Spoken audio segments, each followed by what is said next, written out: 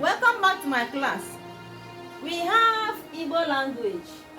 Still on our topic that says special rules for Igbo sentences. Class, say it. Special rules for Igbo sentences. Yes. Remember, in Igbo, special rules for Igbo sentences. It means usoro pụrụ iche maka ahịrịokwu Igbo. Class, say that. Usoro pụrụ iche maka ahịrịokwu Igbo. Yes. And we have 3 special rules for Igbo sentences. As you can see them on the board. Number 1 of them is the use of pronoun. Class, repeat after me. The use of pronoun. Yes. We have explained that in our previous lessons. Like the first person pronoun, second person pronoun, and the third person pronoun. Yes. We are now into the second rules that says the vowel agreement. Class, repeat after me. The vowel agreement. Yes. Vowel agreement simply means ndakọrịta ụdaume. Ndakọrịta ụdaume. Then the third rule guiding Igbo sentences. It is the use of na. Or say that the use of na. Na is very, very important in Igbo sentences. It's very, very important na. That word na is very, very essential in Igbo sentences. These are the 3 rules guiding Igbo sentences. Under this vowel agreement, we are going to look into vowel letters in Igbo. Yesterday, we wrote all of them. They are 8 in number.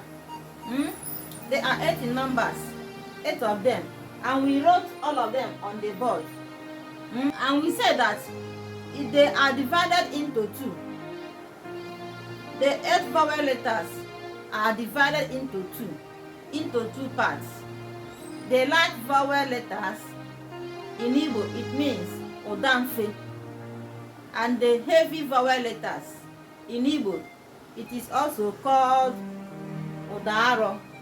Odaro. Odamfe, odaro.